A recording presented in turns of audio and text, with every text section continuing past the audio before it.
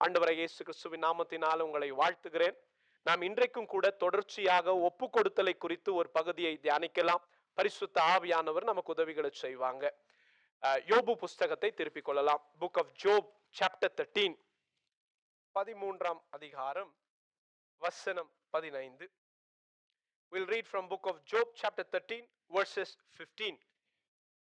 யோபு புஸ்தகம் 13ஆம் அதிகாரம் வசனம் 15. அவர் என்னை கொன்று போட்டாலும் அவர் மேல் நம்பிக்கையாய் இருப்பேன். ஆனாலும் போதுங்க. அவர் என்னை கொன்று போட்டாலும் நான் அவர் மேல் நம்பிக்கையாய் இருப்பேன் என்கிற ஒரு வார்த்தை யோபு சொல்லுகிறதை கேட்கிறோம். அருமையான கர்த்தருடைய பிள்ளைகளே, ஒப்பு கொடுத்தலிலே அநேக படிகள் உண்டு, அநேக லெவல்ஸ் உண்டு. சரியா? இப்போ நீங்க சொல்லு பாருங்களேன், உதாரணத்துக்கு உங்களுக்கு சொல்லி காட்டுறேன். நாம வளருவதற்கும் கூட படிகள் உண்டா? அநேக பருவங்கள் உண்டுன்னு சொல்லுவாங்க. சிறு பிள்ளை என்பது ஒரு பருவம், ஒரு குழந்தை என்பது ஒரு பருவம், வாலிபம் என்பது ஒரு பருவம், பெரிய அடல்ட் என்பது ஒரு பருவம், முதிர்ந்தவன் என்கிறது ஒரு பருவம். இதெல்லாம் அநேக ஸ்டேஜஸ், அநேக லெவல்ஸ் இருக்கு இல்லையா? அதே போலத்தான் கர்த்தருடைய பிள்ளைகள் ஒப்பு கொடுக்க ஆரம்பிச்சுட்டாங்கன்னு சொன்னா, ஒப்பு கொடுக்கிறதுலயும் அநேக விதங்கள் உண்டு, அநேக லெவல்ஸ் உண்டு. இப்ப உதாரணத்துக்கு பாருங்களேன், ஆரம்பத்துல எதுக்கு ஒப்பு கொடுத்தாங்க அப்படின்னு சொன்னா, இப்போ நீங்க உங்க பிள்ளைகளை எடுத்துக்கங்க. உங்க பிள்ளைகள் ஆரம்ப நாட்களில் உங்கள் பேச்சுக்களை கேட்டாங்க. எதுக்கு கேட்டாங்க?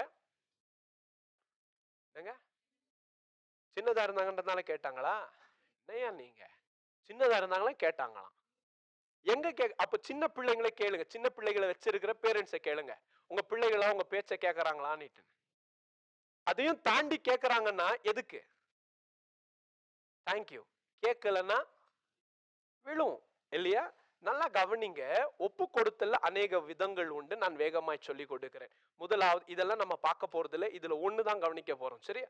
முதலாவது எக்ஸ்டர்னல் சப்மிஷன் என்று சொல்லுவாங்க. அதாவது ஏன் ஒப்பு கொடுக்கிறீர்கள் என்று சொன்னால், I submit because I am afraid. எங்க ஒப்பு கொடுக்கலன்னா நல்லது இல்லைங்க, நரகத்துக்கு போயிருவோங்க. ஒப்பு கொடுக்கலன்னா நல்லது இல்லைங்க, கர்த்தர் தண்டிப்பாருங்க. ஒப்பு கொடுக்கலன்னா நல்லது இல்லைங்க, உபாகமம் 28ல சொன்ன எல்லா சாபமும் வருங்க. எங்க அப்பா அம்மாக்கு ஒப்பு கொடுக்குறீங்க, ஒப்பு கொடுக்கலன்னா சாபம் வந்துடும். எப்படியோ ஒப்பு கொடுத்தியா? இது ஒரு விதமான ஒப்பு கொடுத்தல். உதாரணத்துக்கு பாருங்களேன், நீதிமொழிகளின் புஸ்தகம் 19ஆம் அதிகாரம் 29ஆம் வசனத்தை வாசிங்க. Proverbs chapter 19 verses 29.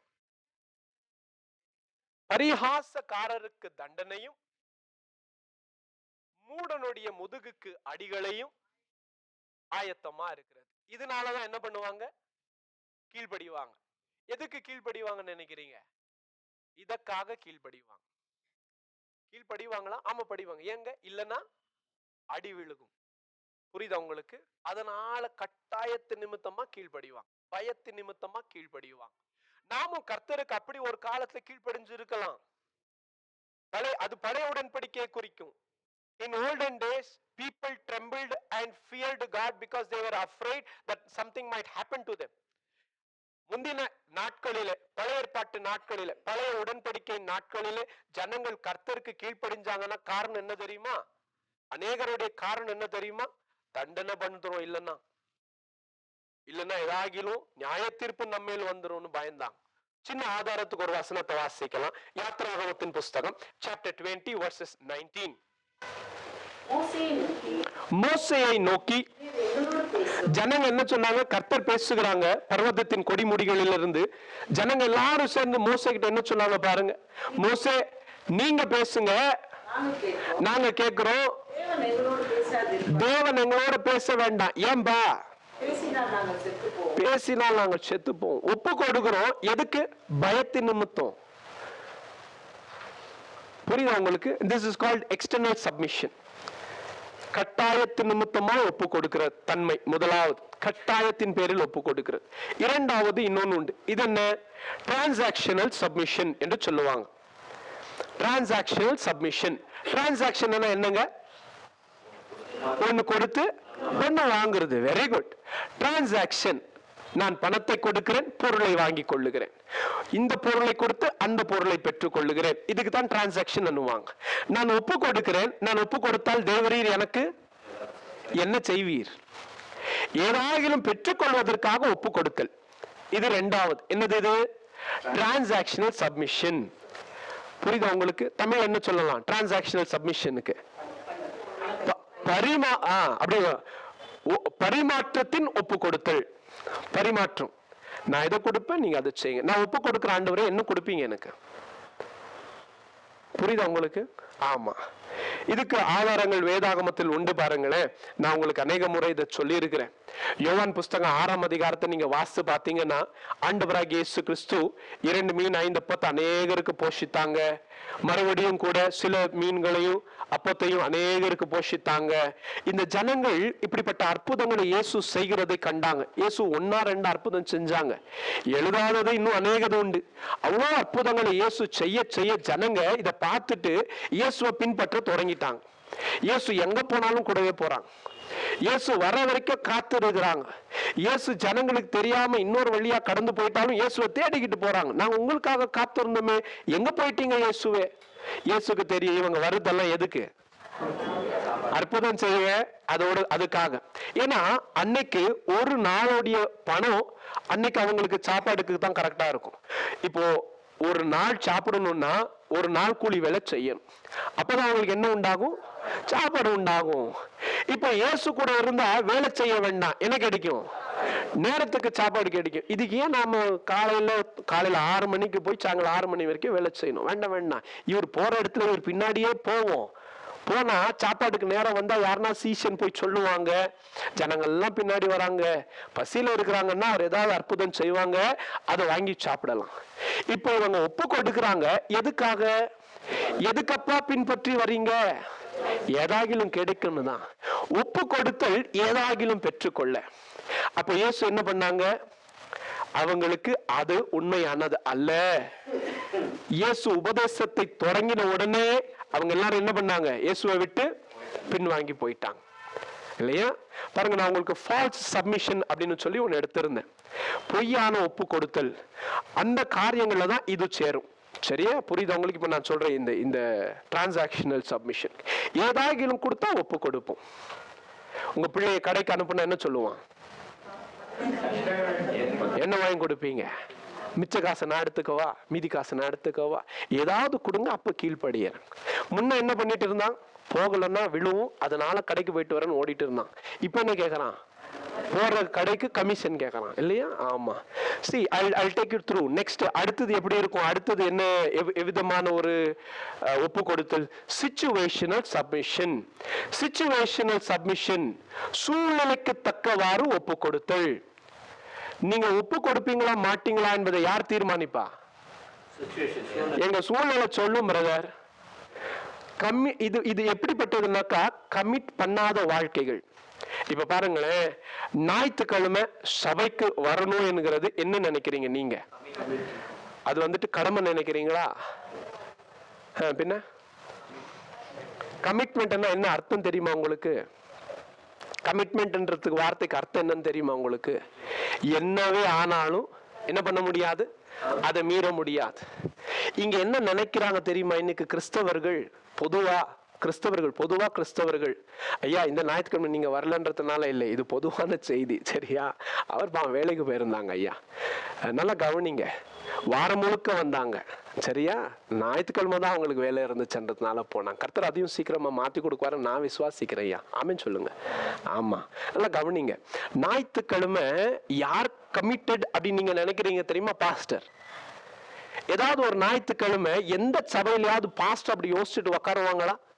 பார்க்கலாம், அடுத்த ஞாயிற்றுக்கிழமை போகலாம், வாரம் தானே போறேன், அடுத்த வாரம் பார்த்துக்கலாம், கால் வலிக்குது, சொந்தக்காரன் வந்திருக்காங்க, குளிரா இருக்கு, வேற என்ன பிரச்சனைங்க உங்களுக்கெல்லாம் வருது, சொந்தக்காரன் கல்யாணம் இருக்கு, யாரோ எட்டி பார்த்தாங்க அவங்கள போய் பார்க்கணும், யாரோ ஆஸ்பத்திரியில் இருக்காங்க அவங்கள போய் பார்க்கணும். பாருங்க, இதெல்லாம் எங்களுக்கு கிடையாது. என்ன, நாங்க பாஸ்டர் இல்லையா? என்னைக்கு சபை விசுவாசியும் கூட கமிட்னா அதுதாங்க, அது பாஸ்டருடைய ஊழியம். அவர் போய் பிரசங்கம் பண்ணும். ஒரு விசுவாசியுடைய ஊழியம் நாம் போய் உட்கார்ந்து சத்தியத்தை கேட்கணும். இதுல எந்த மாற்றமும் கிடையாது. அவரிடத்தில் எவ்வளவு கர்த்தர் எதிர்பார்க்கிறாரோ அவ்விதமாகத்தான் என்னிடத்திலும் கர்த்தர் எதிர்பார்க்கிறார். அவருடைய சத்தம் கர்த்தருக்கு கேட்க வேண்டும், அவருக்கு விருப்பம் இருந்தா. அதே போல நான் கர்த்தரை மகிமைப்படுத்தி அவரை பாடி அவரை மகிழ்ச்சி ஆக்குகிற ஊழியம் எனக்கும் உண்டுன்னு சொல்லி என்னைக்கு ஒரு விசுவாசி நினைக்கிறாங்களோ அன்னைக்குதான் அவரும் கமிட்டடா வருவாங்க. ஊழியக்காரன் மட்டும் வரணும் எல்லா வாரம் கிடையாது. சிச்சுவேஷன் தகுந்த மாதிரி நம்ம ஒப்பு கொடுத்தல் இருக்கக்கூடாது. புரியுதா உங்களுக்கு? ஒரு சின்ன காரணம், ஒரு சின்ன உதாரணத்தை உங்களுக்கு சொல்லிக் கொடுக்க. லூக்கா புஸ்தகம் 18ஆம் அதிகாரம் 22, 23 வசனத்தை வாசித்து பார்த்தீங்கன்னா அங்க ஒரு ஐஸ்வர்ய வாலிபன் வருகிறான். அவர் சின்னதுல இருந்தே கடைபிடிச்ச ஒரு வசனங்களை இயேசு கிறிஸ்து சொல்றாங்க, எப்பா உன் தேவனாகிய கர்த்தரை அல்லாமல் வேற தேவன் வேணா அவரை முழு இருதயத்தோடு முழு ஆத்மாவோடு முழு பலத்தோடு அன்பு செய்யுங்க. சரிங்க ஆண்டவரே. லூக்கா 18, 22, 23. இன்னும் உன்னிடத்தில் ஒரு குறை உண்டு. இதெல்லாம் சொன்னாங்க. அதுக்கு அந்த வாலிபன் என்ன சொன்னாரு? இதெல்லாம் நானு சிறு பிராயம் தொடங்க செய்கிற ஆண்டவரே, ஆனாலும் எனக்குள்ள ஏதோ குறை உண்டுன்னு எனக்கு தெரியுது. வெரி குட் பா, வெரி குட். ஏதோ கொஞ்ச நெஞ்ச காரியங்களை ஆவிக்குரிய வாழ்க்கையில செய்றீங்கிற பொய்யான திருப்தியை வைத்துக் கொள்ளாம பரிபூர்ணத்தை தேடுது பத்தி அவங்க இருதயம், அதுவே பாக்கியம். First, that itself is a very big blessing because your heart is not satisfied with what you have already done. Brother, நம்ம ஞாயிற்றுக்கிழமை வந்துட்டால தியாகம் நினைக்கிறோம் பிரதர். ஒரு 40 நாள் உபவாச கூட்டம், வாங்க டெய்லி போயிடுவோம், அதுவே பெரிய தியாகம் நினைக்கிறோம். ஏதோ சாதிச்சு ஜெயிச்சு முடிச்சிட்ட மாதிரி இல்லங்க. இந்த வாலிபன் பாருங்க, எல்லாம் செஞ்சாராம். இயேசு சொல்றாங்க இதெல்லாம் செய்யுங்க நீங்க பிழைப்பீங்க. இயேசுவை இதெல்லாம் செஞ்சுட்டேன், ஆனாலும் பாருங்களேன் மனசாட்சிய போய் சொல்லி என்னால மாத்த முடியல. அது மனசாட்சிக்கு தெரியுது நான் இன்னும் எங்கேயோ குறை உள்ளவனா இருக்கேன்னு எனக்கு நல்லா யாரும் சொல்ல வேண்டாம். மனசாட்சி அப்படிங்கிற ஒண்ணு கர்த்தர் கொடுத்த பெரிய ஈவு. அது உயிரோடு இருக்குமானால் அது சொல்லும் நாம செய்கிறது சரியா, சொல்ல மாட்டீங்களா? ஆமா, சரியா தப்பா, இது கர்த்தருக்கு உகந்ததா உகந்தது இல்லையா, இது கர்த்தர் ஏற்றுக்கொள்வாரா மாட்டாரா அப்படின்னு சொல்லி மனசாட்சி சொல்லும். அந்த வசனத்துக்கு நம்ம செவி கொடுக்கிறவங்களா இருந்தா, இந்த வாலிபனுக்கும் அப்படி உணர்த்துதல் இருந்துச்சு. என்னன்னுட்டு இதெல்லாம் செஞ்சாலும் ஏதோ குறை இருக்கத்தான் செய்யுது. சரி, இது கரெக்டா கேட்க ஒரு ஆள் உண்டு, வாங்க இயேசு கிட்ட போகலாம். அவர் தான் வந்தார். இயேசு அவரை தேடி போகல, இயேசு போகிறவரை கூப்பிடல, இவர் தான் வந்தார், இவர் தான் கேட்டார். இயேசு இப்ப அதுக்கு மறு உத்தரவா என்ன சொல்றாங்க? இப்ப வாசிங்க பிரதர். இயேசு அதை கேட்டு, இன்னும் உன்னிடத்தில் ஒரு குறை உண்டு. ஒரு குறை உண்டு. உனக்கு உண்டானவைகளை எல்லாம் விற்று தரித்திரருக்கு கொடு, அப்பொழுது பரலோகத்திலே உங்களுக்கு பொக்கிஷம் உண்டாயிருக்கும், பின்பு என்னை பின்பற்றி வா என்றார். இவ்வளவு நேரம் நல்லாதான் இருந்துச்சு. இப்ப நீங்க சொன்னது எங்களால கேட்க முடியாது. ஏன்னா அது எங்களுடைய காரியத்துக்கு ஒத்து போகல. வேற ஏதாவது சொல்ல முடியுமா? சொல்லுங்க. ஒரு 10 பேர் ஏழைகளுக்கு சாப்பாடு போட சொல்லுங்க, போடுறேன். பாஸ்டர் உங்களுக்கு ஏதாவது காணிக்க கொடுக்கணுமா? சொல்லுங்க, கொடுத்துறேன். எப்பா இதெல்லாம் கிடையாது. அவர் என்ன எதிர்பார்க்கிறார்? அது எங்களால செய்ய முடியாது பிரதர். அதுதான் சந்தர்ப்பத்துக்கு ஏற்றபடி சூழ்நிலைகளுக்கு ஏற்றபடி ஒப்பு கொடுப்பாங்க. புரியுதா உங்களுக்கு? புரியுதா? நாம் அநேக நேரத்துல அப்படி என்ன செய்வோம்? சூழ்நிலைக்கு தகுந்த மாதிரி நம்ம மாறிடுவோம். அதுக்குத்தான் வேதம். அதுக்கு வேதத்தின் பாஷையில சொல்ல வேண்டுமானால் உலகத்துக்கு நாம ஒத்த வேஷம் தரித்து வாழ்றோம். உலகத்தை பார்த்தா உலகத்தை போல, சபைக்கு வந்தா சபைக்கு தகுந்தது போல. ஞாயிற்றுக்கிழமை ஆளே வேற, திங்கக்கிழமை ஆளே வேற, இல்லையா? இது எல்லாமே எது தகுந்த மாதிரி நம்ம மாறுவோம்? நம்ம சூழ்நிலைக்கு தகுந்த மாதிரி மாறும். நம்ம சூழ்நிலைக்கு தகுந்த மாதிரி மாறும். அருமையான கர்த்தருடைய பிள்ளைகளை, அது ஒப்பு கொடுத்தல் அல்ல. சரி, இப்படிதான் வளர்றோம். ஆரம்பத்துல பயத்துக்கு ஒப்பு கொடுத்தேன், சரி அங்கே நின்றாதீங்க. அடுத்தது என்ன? வளரணும். அதுதான் சொன்னேன், வளரணும். ஒருவேளை ஆரம்பத்துல கர்த்தர் மேல இருந்த பயத்துக்காகவே பைபிள் படிச்சேன்னா அங்கே இருந்துடக்கூடாது. இப்ப என்ன வளரணும்? அடுத்தது அடுத்தது எதுக்காக? ஏதோ நன்மைக்காகவே நான் கர்த்தரிடத்துல இருந்தேன். சரி, ரைட், நன்மைக்காக அநேகர் வந்தாங்க கர்த்தரிடத்துல. ஆனா வெறும் நன்மைக்காகவே இருந்துடக்கூடாது. நன்மை பெற்றவர்கள் இயேசுவை பின்தொடர வேண்டும். புரியுதா உங்களுக்கு? புரியுதா? நன்மைக்காக இயேசுகிட்ட வரது தப்பில்லைங்க. ஆனா வெறும் நன்மைக்காக வருவேன்னு சொல்றதுதான் தப்பு. ஆண்டவரே, நான் பலவீனன், வியாதி உள்ளவன், நீங்க தான் சுகம் கொடுக்கணும், சுகம் கொடுங்கப்பா. அப்பா யாருக்கு சுகம் கொடுப்பாங்க தெரியுமா? அவன் இருதயத்தை ஆராய்ந்து பார்க்கிறவர். இவனுக்கு சுகம் கொடுத்த பின்னும் இவன் என்ன பண்ணுவான்? இயேசுவை பின்தொடரும். அதனால அவனுக்கு கொடுத்துருவாங்க. நீங்க வாசித்து பாருங்க. பர்திமேயு என்கிற ஒரு குருடன் உட்கார்ந்து இருக்கிறான். அவருக்கு கண்ணு இல்ல.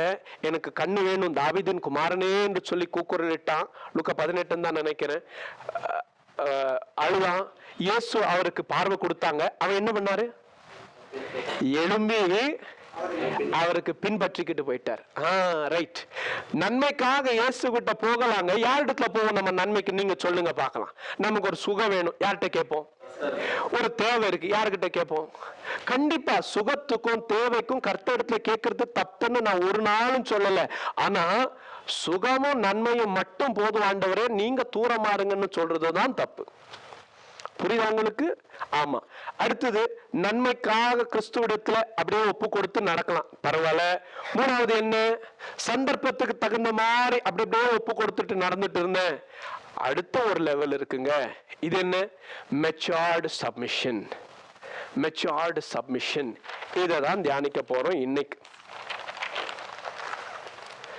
இந்த 3 ஏற்கனவே உங்களுக்கு கொஞ்சம் கொஞ்சம் சொல்லியிருக்கிற அங்கங்க, அதனாலதான் இதை வேகமா முடிச்சேன். இப்ப நம்ம என்ன தியானிக்க போகிறோம்? 4வது லெவல். இது என்னது? Matured submission. தேறின ஒப்பு கொடுத்தல். என்ன நிலை? 4வது நிலை தேறின ஒப்பு கொடுத்தல். முதலாவது என்ன? கட்டாயத்தின் பேரில் ஒப்பு கொடுத்தல். இரண்டாவது என்ன? பரிமாற்றத்தின் ஒப்பு கொடுத்தல். மூன்றாவது சூழ்நிலைக்கு தக்க ஒப்பு கொடுத்தல். 4வது தேறின ஒப்பு கொடுத்தல். கர்த்தருக்கு ஸ்தோத்திரம். நாம தேறின ஒப்பு கொடுத்தலுக்குள்ள நடந்து போகணும். அதான் கிறிஸ்தவர்களுக்கு அழகு. We have to proceed towards that matured submission. வேதம் சொல்லுகிறது இல்லையா? போட்ட அஸ்திபாரமே போட்டுக்கிட்டு இருக்காம தொடர்ந்து பரிபூர்ணம் அடையும்படி கடந்து போங்கள். பரிபூர்ணம் அடையும்படி கடந்து போங்கள். எபிரேயரின் புஸ்தகம் 6ஆம் அதிகாரம் திருப்புங்கள். 6ஆம் அதிகாரம் 1ஆம் வசனம் வாசிக்கலாம். ஆகையால் கிறிஸ்துவை பற்றி சொல்லிய மூல உபதேச வசனங்களை நாம் விட்டு கிரியைகளுக்கு நீங்களாகும் மனம் திரும்புதல், தேவன் பேரில் வைக்கும் விசுவாசம், ஸ்நானங்களுக்கு அடுத்த உபதேசம், கைகளை வைக்குதல், மரித்தோரில் உயிர்த்தெழுதல், நித்திய நியாய தீர்ப்பு என்பவைகளாகிய அஸ்திபாரத்தை மறுபடியும் போடாமல் பூரணராகும்படி கடந்து போகலாம். வாங்க, நாம அங்க ஆரம்பிச்சிருக்கலாம். நீங்க எதுக்காக எப்படி ஒப்பு கொடுத்தீங்க உங்க வாழ்க்கையில? பிரதர், நான் ரொம்ப பெரிய கஷ்டத்துல இருந்தேன் பிரதர், எந்த மனுஷனும் எனக்கு உதவிக்கு வரல பிரதர். அப்பதான் பிரதர் இயேசு எனக்கு உதவி செஞ்சாங்க, அப்படிதான் கர்த்தருக்குள்ள வந்தேன். Very good. அப்ப நீங்க எப்படி ஒப்பு கொடுக்க ஆரம்பிச்சீங்க? ஏதோ ஒரு பெற்றுக்கொள்வதற்காக ஒப்பு கொடுத்தீங்க. அங்கவே தங்கிராதீங்க. புரியுதா உங்களுக்கு? எதுக்குங்க நீங்க கர்த்தருக்கு ஒப்பு கொடுத்தீங்க? பயம் பிரதர், ஏதாவது எனக்கு ஆயிடுமோ, கர்த்தருக்கு மீறி செஞ்சு ஏதாவது வந்துருமோன்னு பயம் பிரதர். பயத்தினால ஒப்பு கொடுத்தோம் பிரதர். பரவாயில்ல, அங்க ஆரம்பிச்சிருக்கலாம், ஆனா அங்கவே தங்கிராதீங்க. நீங்க எல்லாரும் ஒவ்வொருவரும் நாம ஒவ்வொருடைய வாழ்க்கையிலும் ஏதோ ஒரு காரணத்தின் நிமித்தமா தான் ஆரம்பத்துல ஒப்பு கொடுத்துருப்போம். எதுன்னு நீங்க உங்களை குறிச்சு யோசிச்சு பாருங்க. எப்படி ஒப்பு கொடுத்தீங்க நீங்க? எதுக்காக ஒப்பு கொடுத்த தம்பி? ஏதோ ஒரு காரியத்தை பெற்றுக்கொள்ளும்படியா ஒப்பு கொடுத்தோம் பிரதர் நானு. பரவாயில்ல, ஆனா அங்கவே தங்கிராதீங்க. புரியுதா உங்களுக்கு? ஏதோ ஒரு காரியத்தை பெற்றுக்கொள்ள பிரதர், அங்கவே தங்கிராதீங்க. பிரதர் கட்டாயத்தின் பேர்ல ஒப்பு கொடுத்தோம் பிரதர், பரவாயில்ல, அங்கவே தங்கிராதீங்க. கர்த்தருக்கு அது பிரியம் இல்ல. We have to go on to maturity. என்ன எழுதியிருக்கு? பரிபூர்ணம் அடையும்படி வாங்க, கடந்து முன்னாடி போகலாம். என்னது இது matured submission என்று சொன்னால் என்ன அர்த்தம்? என்ன அர்த்தம் அப்படின்னா, மெச்சூர்ட் சப்மிஷன் அப்படின்னா என்ன அர்த்தம்? தேறின ஒப்பு கொடுத்தல். இது எந்த நிலை பாருங்களேன். இது என்ன நிலைன்னு உங்களுக்கு சொல்லி கொடுக்கிறேன். கர்த்தருடைய சமூகத்துல பெற்றுக்கொள்வதற்காக ஒப்பு கொடுக்கிறது தான் இது எல்லாமே. மிச்சம் நீங்க பார்த்த 3 ஏதோ காரியம் நடக்க கூடாதுன்றதுனால ஒப்பு கொடுத்தேன், ஏதோ காரியம் வேணும்ன்றதுனால ஒப்பு கொடுத்தேன், அடுத்தது என்னுடைய வசதிக்கேற்பபடி ஒப்பு கொடுத்தேன், எல்லாமே ஆதாயத்துக்காகத்தான். புரியுதா உங்களுக்கு? இந்த மூணும் பாருங்க, யாருடைய ஆதாயத்துக்காக? You see it? You see it? நான் தண்டனைக்குள் ஆகக்கூடாது, என்னுடைய பாதுகாப்புக்காக.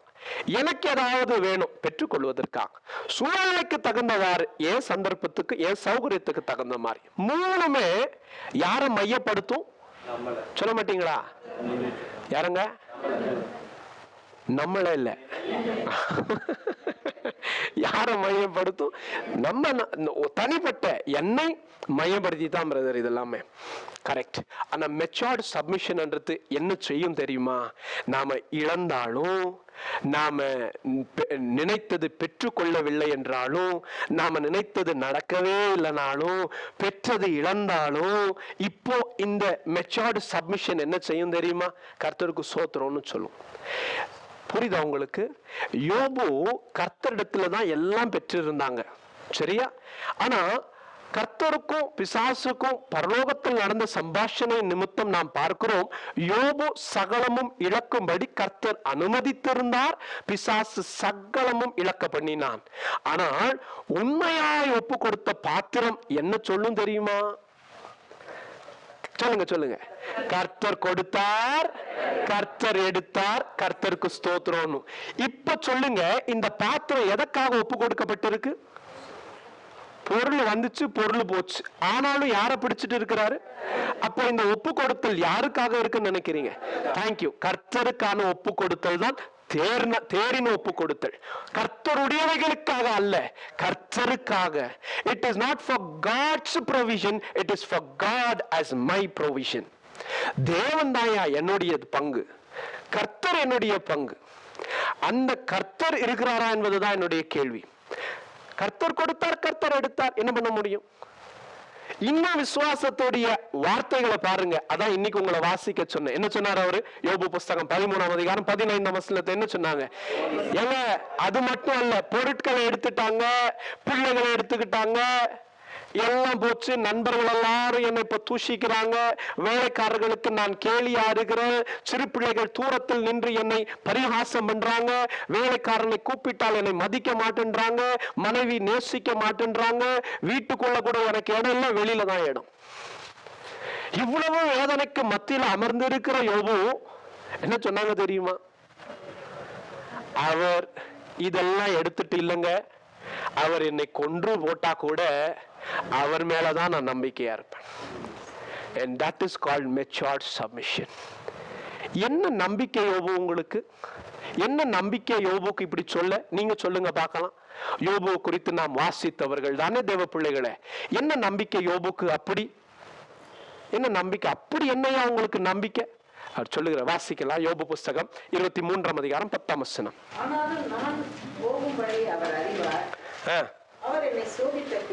அவர் என்னை சோதித்த பின்பு நான் பொன்னாக விளங்குவேன், அவர் செய்யும் அளவும் நான் என்ன பண்ணுவேன்? அவருடைய கரத்துக்குள்ள அடங்கிதான் இருப்பேன்.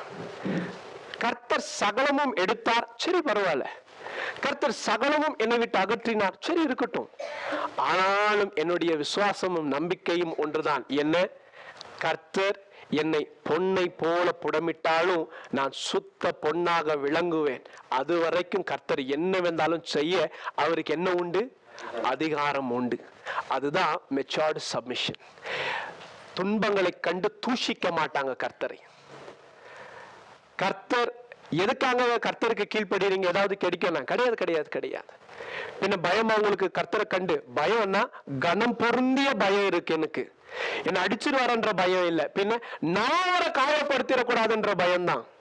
இதுதான் மெச்சூர்ட் சப்மிஷனுக்கும் எக்ஸ்டர்னல் சப்மிஷனுக்கும் வித்தியாசம். புரியுதா உங்களுக்கு? கட்டாயமாய் ஒப்பு கொடுக்கிற தன்மை என்ன செய்யும் தெரியுமா தம்பி? நம்மள எதுக்குங்க ஒப்பு கொடுக்குறீங்க? பயம். ஏதாவது சாபம் வந்துட போது, ஏதாவது ஆயிட போது, நியாய தீர்ப்பு வந்துட போது, நரகத்துக்கு போயிட போறேன். நரகத்துக்கு எதுக்குங்க பயப்படுறீங்க? அங்க அக்கினி கடல் இல்லையா? அங்க சாத்தான் இருப்பானே அப்படின்னு சொல்லுகிற பயம்.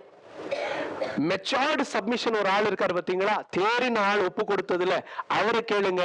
நீங்க ஏங்க இதெல்லாம் செய்யறது இல்ல? ஐயோ நான் பாவம் செஞ்சா என் அப்பாவோட இருதயம் வேதனைப்படுங்க, நான் பாவம் செஞ்சா அவருடைய இருதயம் கஷ்டப்படுங்க, என் அப்பாவை நான் துன்பப்படுத்தலாமா, என்னை மீட்ட என் தகப்பனுடைய இருதயத்தை நான் வேதனைப்படுத்தலாமா? நான் கட்டாயம் செய்ய மாட்டேன். ஏண்டா இப்படி செய்யல? ஸ்கூல் பிள்ளைகளை கவனிச்சுக்கோங்க. ஏண்டா இது கொண்டு வந்த? சாரிப்பா, பலார்னு ஒண்ணு கொடுப்பீங்க, போ திருப்பி கொடுத்துட்டு வா. அடுத்த வாட்டி எடுத்துட்டு வர மாட்டேன். எதுக்கு தெரியுமா? நீங்க அடிப்பீங்கன்றதுனால. அதே அவன் தேறின பின்பு எடுத்துட்டு வர மாட்டான். ஏன் தெரியுமா? அவன் சொல்லுவான், ச்சே எனக்கு வேணும்னா என் அப்பா கொடுக்க போறாங்க, நான் ஏன் மத்தவங்கள எடுக்கணும்? அது எனக்கு சொந்தம் இல்லாதது, நான் எடுக்க மாட்டேன். இதுதான் வளர்ச்சி. அவன் 12வது படிக்கிற போதும் எடுத்துட்டு போனா வீட்டுல திட்டுவாங்க, அதனால எடுக்கலன்னு சொல்லக்கூடாது. எதுக்கு இங்க நகை கடைக்கு போயிட்டு சும்மா அப்படியே வந்துடுறீங்க? நீங்கெல்லாம் தொட இல்லையா? சரி, சூப்பர் மார்க்கெட், நகை கடை வேண்டாம், சூப்பர் மார்க்கெட்டுக்கு போறீங்க, எதுக்கு எதுவும் எடுக்காம வந்துடுறீங்க? வாங்குறதுக்கு எல்லாத்துக்கும் பில்லு போட்டு வரீங்க. அவனும் சும்மா காரணத்துக்கு எல்லாம் செக் பண்ணிட்டாராம், அப்படி பார்த்துட்டு பில்லை கிழிச்சிட்டு கொடுத்துருவாரு. அவர் எல்லாத்தையும் வச்சுட்டு செக் பண்றதும் இல்லை. அப்ப ஏதோ 1-2 எடுத்துட்டு வரலாமே, ஏன் எடுத்துட்டு வரலன்றீங்க நீங்க? ஏன்னு காரணம் சொல்லுங்க. தேங்க்யூ. மாட்டிப்போம் பிரதர். அந்த ஸ்கேன் பண்ணாத பொருள் பாஸ்கெட்ல வந்தா அங்க வெளியில வரும்போது அது என்ன பண்ணிடும்? சத்தம் போட்டு காட்டி கொடுத்துரும் பிரதர். கரெக்ட். சரி, சத்தம் போடுற மிஷினும் இல்ல, அப்ப நீங்க எங்களை பாருங்களேன். தேங்க்யூ. அடுத்த காரணம் இருக்கு பிரதர். யார் பார்க்கலன்னா என்ன பிரதர்? பாருங்க, இங்கேயே கேமரா நம்மளை பாக்குது, எங்களை கேமரா பார்த்துக்கிட்டே இருக்கோம் பிரதர். கரெக்ட். இது உலகத்தானுக்கு பொருந்தும், கிறிஸ்தவனுக்கும் பொருந்தும். ஆனா அவன் தேறினவனானால், கிறிஸ்துவுக்குள் வளர்ந்தவனானால், யாரே பார்க்கலனாலும் சரி கர்த்தர் பாக்குறாருங்க, அது எப்படிங்க எடுத்துட்டு போக முடியும்? விடுங்கன்னு போவாங்க. அவனே தெரியாம காசை எக்ஸ்ட்ரா கொடுத்துட்டாலும் கர்த்தருடைய பிள்ளை என்ன பண்ணுவாங்க தெரியுமா? எங்க எக்ஸ்ட்ரா கொடுத்துருக்கீங்க, இது எங்களுக்கு சொந்தமானது இல்லைங்க, இது பிடிங்க. இதுக்குதான் தேறின ஒப்பு கொடுத்தலுக்கும் பயமுறுத்தலின் நிமித்தமாக, கட்டாயத்தின் பேர் நிமித்தமாக ஒப்பு கொடுத்தலுக்கும் இருக்கிற வித்தியாசம். நானே கேட்டேன், அவங்களா கொடுத்தாங்க எக்ஸ்ட்ரா, அது அவனுடைய முட்டாள்தனம் சொல்லி சோப்புல போட்டு போக கூடாது. இதுக்கு பேர் சூட்டிடுவாங்க, கர்த்தர் இவங்களுக்கு கொடுத்தாங்க. கர்த்தர் அப்படி யாருக்கும் கொடுக்க மாட்டாங்க, அது ஏமாத்துத்தானம். கர்த்தர் எங்கேயாவது நமக்கு அப்படி சொல்லி கொடுத்து இப்படி செய்வாங்களா? அவங்க சொல்லி கொடுப்பாங்க உங்களுக்கு. எங்க நீங்க ரொம்ப உண்மையா இருந்தீங்க, இன்னைக்கு டிஸ்கவுண்ட் இந்தாங்க, இது உங்களுக்காக செப்பரேட்டா வச்சுக்கோங்கன்னு கொடுக்கலாம். இல்ல உங்களுக்குன்னு அன்னைக்கு செப்பரேட்டா ஏதாவது பார்த்து கொடுத்துருக்கலாம்.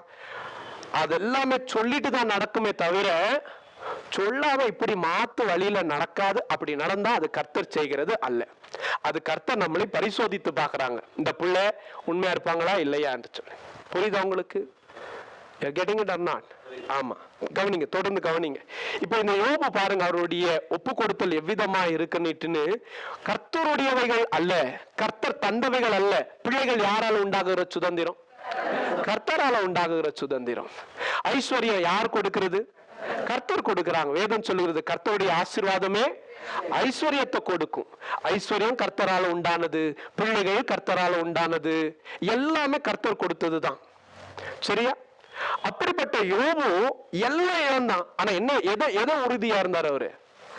கர்த்தர் இருக்கார், கர்த்தர் கொடுத்தார், கர்த்தர் எடுத்தார். கர்த்தர் இருந்தார், கர்த்தர் போனாருன்னு சொல்லல. கர்த்தர் இருந்தார், எல்லா நன்மை வந்துச்சு, கர்த்தர் போயிட்டார், எல்லா நன்மை போயிடுச்சு. இல்ல இல்ல இல்ல, கர்த்தர் இருக்கிறார். கர்த்தர் இருக்கிறாரு என்கிறதுல தைரியமா உறுதியா இருந்தார் யோபு. வாசித்து பாருங்க 19ஆம் அதிகாரம், யோபு புஸ்தகம் 19ஆம் அதிகாரம் வசனம் 25 தொடங்கி. அது எனக்கு தெரியும் ஐயா, கர்த்தர் கொடுத்தவைகள் எல்லாம் போகட்டும், கர்த்தர் கொடுத்தவைகள் எல்லாம் என்னை விட்டு எடுக்கப்படட்டும், ஆனா ஒண்ணு இருக்கணும் நமக்கு. என்ன? அது கொடுத்த கர்த்தர்.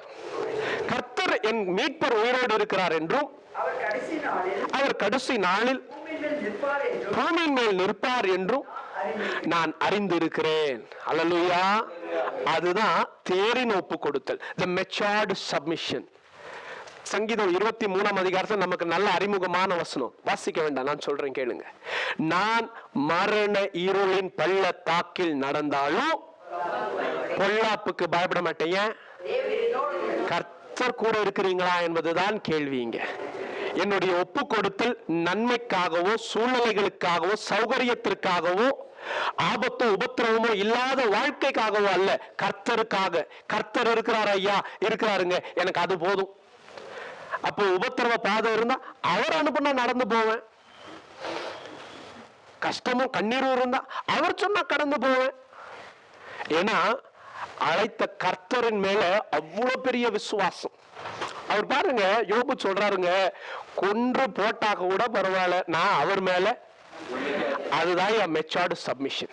That is called matured submission. புரியுதா உங்களுக்கு? இந்த மெச்சூர்டு சப்மிஷன் உள்ள எல்லாருமே, இந்த தேறின ஒப்பு கொடுத்தல் உள்ள எல்லாருமே அந்த நிலைக்குள்ளதான் இருப்பாங்க. அடுத்த ஆதாரத்தை உங்களுக்கு காட்டி கொடுக்குறேன் பாருங்களேன், அப்படியே தெரிஞ்சுக்கங்க. நம்முடைய அருமையான ஆபிரகாம் தெரியும் தானே உங்களுக்கு? ஆதியாகமத்தின் புஸ்தகம் 12ஆம் அதிகாரம். கர்த்தர் அழைத்தார், கர்த்தர் ஆசீர்வதிப்பேன்னு சொன்னாங்க, வாக்கு பண்ணினபடியே, உடன்படிக்கை ஏற்படுத்தினபடியே. ஆதியாகமத்தின் புஸ்தகம் 21ஆம் அதிகாரம் 1ஆம் வசனத்துல கர்த்தர் சாராளை வாக்கு பண்ணினபடியே ஆசீர்வதித்தார். ஈசாக்கு பிறந்துட்டான். சரியா? இப்ப ஆபிரகாமை பார்த்து கர்த்தர் 22ஆம் அதிகாரம் 1ஆம் வசனத்துல என்ன சொன்னாங்க? நான் காண்பிக்கிற தேசத்திற்கு அங்க குறித்த ஒரு மலையின் மேல் உன் ஒரே மகனும் ஏக சுதனும் உன் நேசகுமாரனுமா இருக்கிற ஈசாக்கை பலி செலுத்து. எது முக்கியம்? இப்போ கர்த்தர் கொடுத்தவைகளா கர்த்தரா? அதை நிரூபிக்கதான் யார் நிரூபிப்பாங்க தெரியுமா? தேறின ஒப்பு கொடுத்தவர்கள் காட்டி கொடுப்பாங்கப்பா. இதெல்லாம் இல்லப்பா, நீங்க தான்ப்பா. ஒரு அப்பாவுக்கு எது ஈஸி தெரியுமாங்க? தன்னை ஒப்பு கொடுக்கறது ஈஸி, தன் பிள்ளைகளை ஒப்பு கொடுக்கறது முடியாது. மிஞ்சி மிஞ்சி போனா பிள்ளைகள் சிக்காயிட்டாங்கன்னாக்கா பெற்றவங்க என்ன சொல்றீங்க? நீங்க என்ன சொல்றீங்க? அதாவது ரெபெக்காள், எல்லாருமே ரெபெக்கால மாறிடுவீங்க. யாக்கோபே, உன் அப்பா தெரியாம உனக்கு சாபம் கொடுத்துட்டா என்னமா பண்ணுவேன்? அது ஏன் மேல வரட்டும்பா, நீ நல்லா இருப்படா. ஆமா, மிஞ்சி போனா பெற்றவங்க கடைசியா பார்த்து என்னவும் சொல்லிடுவோம் நாம கர்த்தர்கிட்ட, என் பிள்ளைக்கு வேண்டாயா அந்த ஜுரம் வேணுமானா. nobody does it. ஐயா, ஒரு பெத்த அப்பா பிள்ளைய கூட்டு போறப்போ ஒரு மெயின் ரோட் பக்கமா நடக்க விட மாட்டான் அந்த பிள்ளைய. அவரை ஃபுட்பாத் பக்கம் நடக்க விட்டு அப்பா மெயின் ரோட் பக்கம் நடந்து போவார். என்ன நினைப்பு? யாருக்கும் ஒண்ணு ஆகக்கூடாது, அதான் நினைப்பு ஃபர்ஸ்ட். சரியா? பின்ன போறப்ப எனக்கு ஏதாவது ஆகட்டும், நான் நடந்து போவான் இல்லையா? யாருக்கும் ஒண்ணு ஆகக்கூடாது. அப்படியே மீறி எந்த ஆபத்து இருந்தாலும் என்னை தாண்டி தான் என் பிள்ளைய தொடரும் இல்லையா? அதுதானே ஒரு பெற்றவர்களுடைய கவனம். அப்படிப்பட்ட அந்த ஒரு சூழ்நிலையில இருந்த ஆபிரகாம், ஒரே பிள்ளை, வயசான காலத்துல பிறந்த பிள்ளை. அவனுக்கு பேரே லாஃப்டர். அவனை கூப்பிடுற போதெல்லாம் சிரிப்பு மனசுல, சந்தோஷம் மனசுல, அவ்வளவு சந்தோஷம், ஆனந்தம். அந்த பிள்ளைய ஒப்பு கொடுக்க சொன்னாரே, கர்த்தர் கொடுத்தார், கர்த்தர் எடுத்துக்கிட்டாலும் அது அவருடைய நாம மகிமன்னு சொல்லி கடந்து போய்கிட்டே இருந்தார் ஆபிரகாம். முறுமுறுக்கல, எங்கேயும் இந்த ஒரு பாதிப்பு நிமித்தமாய் கர்த்தருடைய சத்தம் கேட்காம ஆயிடல. நமக்கு கொஞ்சம் பிரஷர் வந்த உடனே ஜெபிக்கவும் முடியாது. இதுல எங்க கர்த்தருடைய சத்தத்தை கேட்கறது? நம்ம சத்தமே வராது. இதுல கர்த்தருடைய சத்தம் எங்க கேட்கறது? நாம இதெல்லாமே யார் தீர்மானிக்கிற? பாத்தீங்களா? You see, all these are signs of immaturity. And what is matured submission? இவைகளுக்கு மத்தியில அப்படி கொடுக்கிறது தான் சப்மிஷன். என்ன சப்மிஷன்? என்ன மெச்சூர்ட் சப்மிஷன் என்னன்னு சொல்றேன் கேளுங்க. நான் ஒப்பு கொடுத்தேன், ஒரு காரியத்தை பெற்றுக்கொண்டேன். நான் கர்த்தரிடத்துல ஒப்பு கொடுத்தேன், ஒரு காரியத்தை பெற்றுக்கொண்டேன். பெற்றுக்கொள்ளும்படியாய் ஒப்பு கொடுத்தேன், பெற்றுக்கொண்டேன். தேறின ஒப்பு கொடுத்தலன்னா என்ன? அது பெற்றுக்கொண்டதை திரும்பி கேட்டாலும் கொடுத்துருவேன். அதான் ஒப்பு கொடுத்தல். தேறின ஒப்பு கொடுத்தலுக்கு அடையாளம். புரிஞ்சுச்சா உங்களுக்கு? நான் பெற்றுக்கொள்வதற்காக ஒப்பு கொடுத்தேன், பெற்றுக்கொண்டேன். இப்ப கர்த்தர் தேறின ஒப்பு கொடுத்தல் எனக்குள் இருக்குதான்னு பாக்குறதுக்கு என்ன பண்ணுவாங்க தெரியுமா? எதற்காக ஒப்பு கொடுத்தீங்க? பிள்ளை வேணும்னு சொல்லி, ஆண்டவரே அந்த பிள்ளைய கொடு. நீ ஒப்பு கொடுத்தது பிள்ளைக்காகவா எனக்காகவா? உனக்காகத்தான். ஏதோ பிள்ளைய கொடு, எடுத்துக்கங்க ஆண்டவரே, எடுத்துக்கங்க ஐயா. அண்ணால பாருங்க, நீங்க அண்ணாள் என்ன பண்ணாங்க தெரியுமா? பிள்ளைக்காக போய் ஜெபம் பண்ணாங்க. சரியா? 1 சாமுவேலின் புஸ்தகம் 1ஆம் அதிகாரத்துல ஒவ்வொரு வருஷமும் துக்கமும் பெனினாளுடைய ஈட்டியும் அம்புக்கும் ஒத்ததான வார்த்தைகள் அவளை துளைத்து போடும். ஒவ்வொரு வருஷம் துக்கம். நான் சொல்லியிருக்கிறேன் இல்லையா? சிலது நல்ல நாட்கள் ஆனாலே சிலருக்கு, சில பேர்களுக்கு வீட்டுல பார்த்திருக்கீங்க இல்லையா, பிரச்சனை வந்துடும். ஏதாவது ஒரு நல்ல விஷயம்னா இவங்களுக்கு பிரச்சனை ஆயிடும். நல்ல கூட்டம் எல்லாரும் நல்லா அழகா செய்யலாம் அப்படின்னா பிரச்சனை வந்துடும். ஆமா, பெண்ணினால் அப்படிப்பட்ட ஆள். நல்லா எல்லாரும் ஆராதிக்க வந்திருக்கிறாங்க, பிரச்சனை பண்ணிட்டாங்க. இந்த அம்மா நேர வேகமா போய் கர்த்தருடைய சமூகத்துல ஜெபம் பண்ணாங்க. என்னன்னு ஜெபம் பண்ணாங்க? ஆண்டவரே ஒப்பு கொடுக்கிறேன். இந்த அம்மா ஆரம்பத்துல என்னன்னு ஒப்பு கொடுத்தாங்க? இப்ப நீங்க பாத்தீங்கன்னா இந்த 4 விதமான ஒப்பு கொடுத்தல். இவங்க ஒப்பு கொடுத்தது எதுல சேரும்னு நினைக்கிறீங்க? வெரி சிம்பிள், பரிமாற்றத்தின் ஒப்பு கொடுத்தல். நீங்க கொடுங்க, நான் கொடுக்கிறேன் ஆண்டவரே. ரைட். ஆனா இதுல ஒரு சின்ன விஷயம் இருக்கு. என்ன விஷயம்னு சொல்லி கொடுக்கிறேன், கவனிங்க. சாமுவேல் பிறந்தான். அந்த வருஷம் இவங்கெல்லாம் போனாங்க, அண்ணால் போகல. பிள்ளை வளர்ந்த பின்பு நான் ஒப்பு கொடுக்க வருகிற போது வரங்க, இப்போ இல்லை அப்படின்னு சொல்லிட்டான். அவங்க கணவன் எல்கானா இருக்கிறார் இல்லையா, நல்லா கவனிக்கணும். when a wife makes a vow, ஒரு மனைவி ஒரு பொருத்தனையை செய்வாளானால் அந்த பொருத்தனையை நிறைவேற்றணும், சரியா? ஆனால் கணவன் வந்து நீ வேண்டாமா, அது செய்ய வேண்டானா, அவள் செய்ய வேண்டாம், கர்த்தர் அதை குற்றமாக எண்ண மாட்டாங்க. Now who had the authority to break that vow? Husband had the authority. அதனாலதான் எல்கானாவை கேட்டாங்க. என்னன்னு தூண்டி இருக்கலாம், என்னன்னு தூண்டி இருக்கலாம் எல்கானாவை பார்த்து, நான் பிள்ளை ஒப்பு கொடுக்கலான்னு, நீங்க என்ன சொல்றீங்க? அட சும்மா இருமா, கரெக்ட் கரெக்ட், என் புருஷன் வேணான்னு சொல்லிட்டாரு, விட்டுருங்க. அது வேண்டாம்னு சொல்ற மாதிரி சொல்ல வச்சிருக்கலாம். இல்ல இல்ல இல்ல இல்ல, it was indeed submission was true. அன்னைக்கு ஒப்பு கொடுத்ததுதான், அதுல எந்த மாற்று கருத்தும் இல்லை. கணவரை கேட்டாங்க. கணவர் என்ன, இது திருமணம் ஆன சகோதரிகள். திருமணம் ஆகாதவர்களுக்கு யார் அப்படி விளக்க செய்ய முடியும்னா தகப்பன் செய்யலாம். ஒரு திருமணம் ஆகாத ஸ்திரீ ஒரு பொருத்தனை செய்வாளானால் அந்த பொருத்தனை நிறைவேற்ற தகப்பன் தடை செய்வானானால் அந்த தகப்பன் நிமித்தமாய் இந்த மகளை கர்த்தர் விட்டுறாங்க. சரிம்மா, வேண்டாம் நீ செய்யாத. ஏன் தெரியுமா? தேங்க்யூ தம்பி. நேத்து செய்தி, ஏன்னா அவர் தான் என்ன சொல்லி கொடுத்தாரு, பெற்றவர்களுக்கு கனம் பண்ணுங்க. ஆண்டவரே நான் செய்யணும்னு ஆசை, இவங்க விட மாட்டேன்றாங்க. பரவாயில்ல, அப்ப நீ செய்யாது, அவங்க சொல்றதை கேளு.